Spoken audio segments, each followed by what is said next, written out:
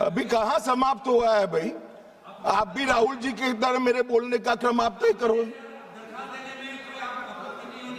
नहीं तो कोई आपत्ति नहीं है, मैं दूंगा ना, इससे भी अच्छी दरखास्त दूंगा, चिंता मत करो। और मान्यवर, कुछ सदस्यों ने सवाल उठाया कि जनगणना क्यों समय पर नहीं हुई। मान्यवर, सबको मालूम है कि 21 में जनगणना होनी थी और 21 में इस सदी की सबसे बड़ी महामारी आई, कोविड का संकट आया और कोविड के संकट के कारण जनगणना संभव नहीं हो पाई। कोविड का संकट समाप्त होने के बाद देश को काफी समय लगा इसमें से उभरने में, और जब 24 में जनगणना की शुरुआत हुई तब कुछ दलों ने उचित ही मांग करी कि भाई जाति के आधार पर जनगणना करनी चाहिए। सरकार ने अनेक दलों के साथ चर्चा की, अनेक जाति समूहों के साथ चर्चा की, कई सारे सामाजिक ग्रुपों के साथ चर्चा की, कुछ सरकारों से भी चर्चा करी, राज्य सरकारों से, और बाद में निर्णय करा 25 में कि हम जाति जनगणना कराएंगे। मान्यवर, और ये निर्णय होने के बाद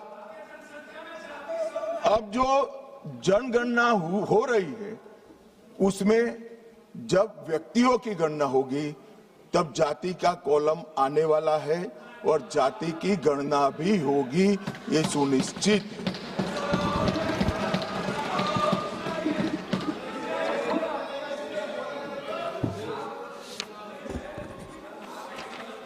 मान्यवर, मैं पहले भी जो जनगणना हुई है कांग्रेस पार्टी के समय में, इसके भी प्रश्नोत्तरी को स्टडी किया हूं। जब बिल्डिंग की जनगणना होती है उस वक्त जाति जनगणना तो ये करते ही नहीं थे, परंतु धर्म भी नहीं पूछा जाता था और कुछ नहीं पूछा जाता था। मगर जब व्यक्ति की जनगणना होती है तब ये सारे सवाल आते हैं, कितना पढ़े लिखे हो, कब जन्म हुआ था, धर्म क्या है। अब ये भी पूछेंगे कि जाति क्या है। इसमें किसी को संशय करने की जरूरत नहीं है। नरेंद्र मोदी जी ने दूरदर्शिता के साथ आपको पहचान कर कैबिनेट प्रस्ताव में जनगणना की जाति के साथ होगी वो प्रस्ताव पारित। तो इसमें कोई भी कंफ्यूजन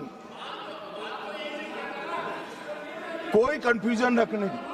पीयूष भाई, क्या अपेक्षा रख रहे हो? ये जाति जनगणना की डिमांड नहीं कर रहे हैं, हमें उलझाना चाहते हैं। अब पीयूष भाई बेचारे भोले हैं, वो कहते हैं कि जाति जनगणना की घोषणा करे, ताली बजाओ। हम कर रहे हैं तो ये ताली नहीं बजाएंगे। उनको जाति जनगणना से कोई लेन देन नहीं है, उनको यहाँ बैठने से लेन देन है जो नहीं होने वाला है भैया। अभी मान्यवर, मैं फिर से एक बार 140 करोड़ की जनता के मन में किसी की भी प्रकार का भ्रांति, कंफ्यूजन न हो, इसलिए स्पष्ट करना चाहता हूं कि नरेंद्र मोदी जी की कैबिनेट ने जाति जनगणना का जो निर्णय किया है वो कैबिनेट प्रस्ताव में 26 की जनगणना जाति के साथ कराने का निर्णय किया है। और मान्यवर,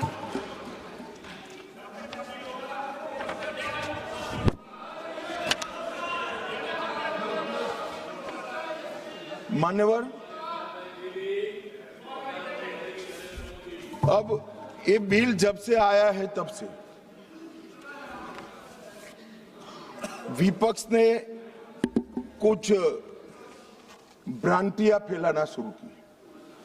सबसे पहली भ्रांति फैलाना शुरू की कि जाति जनगणना को टालने के लिए ये कर रहे हैं। जाति जनगणना को टालने के लिए हम ये संविधान संशोधन लेकर आए हैं। मैं इनको बताना चाहता हूं मान्यवर, 3 माह पहले जाति जनगणना का पूरा टाइम टेबल हम घोषित कर चुके हैं, टालने का सवाल ही नहीं है। जातिवार जनगणना की शुरुआत हो गई है, उसका पहला चरण जो है वो अभी चल रहा है। फिर आए कि दक्षिण को अन्याय हो जाएगा। कल मुझे थोड़ा भय लगा कि उत्तर बनाम दक्षिण का नैरेटिव एक रात के लिए भी दक्षिण के राज्यों में नहीं होना चाहिए। मैं फिर से स्पष्ट कर देता हूं, दक्षिण का राज्यों का इस सदन पर इतना ही अधिकार है जितना उत्तर के राज्यों का अधिकार है। अरे दक्षिण छोड़िए, छोटी सी यूटी लक्षद्वीप का भी इतना अधिकार है जितना उत्तर प्रदेश, गुजरात और बिहार का। ये देश को इस तरह के नैरेटिव से, उत्तर दक्षिण के नैरेटिव से टुकड़े टुकड़े नहीं करना चाहिए। इससे ऊपर उठना चाहिए। ये क्या कहना चाहते हैं कि ये सदन में जो व्यक्ति बैठता है वो ये सोचता है कि किस राज्य से मैं आ रहा हूं। मान्यवर, हम शपथ लेते हैं तो मन से लेते हैं। जो संविधान हाथ में लेकर शपथ लिए हैं वो उत्तर दक्षिण का भेद कराना चाहते हैं, हम नहीं होने देंगे। मान्यवर, जो भी सदस्य यहाँ शपथ लेता है वो भारत को अक्षुण्ण रखने की शपथ रहता है, पूरे भारत के कल्याण की शपथ लेता है। वो अपनी कॉन्स्टिट्यूएंसी, अपना राज्य, अपना धर्म, अपनी जाति की शपथ नहीं लेता है। और ये क्या नैरेटिव फैलाया, और ये मानते हैं कि ये नैरेटिव से हमारी पॉपुलैरिटी हो जाएगी, बाल सफेद हो जाएंगे, या नहीं बैठ पाओगे। नहीं हो पाए। देश के अंदर विभाजन कर कर कोई सत्ता प्राप्त नहीं कर सकता।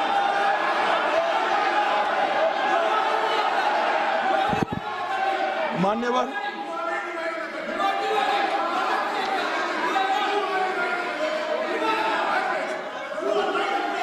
बैठ जाओ। गुस्सा क्यों खा रहे हो? इतना गुस्सा मत खाओ प्लीज, प्लीज। इतना सदन में, मारन जी, सदन में इतना गुस्सा नहीं करते हैं, शांत। मान्यवर,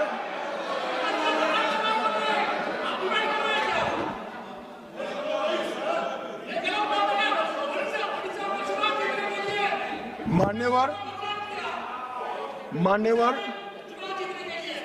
जोर से बोलने से, बोलना है आपको, मैं बैठ जाता हूं, बोलो चलो। नहीं, उनको बोलने दीजिए ना प्लीज। No no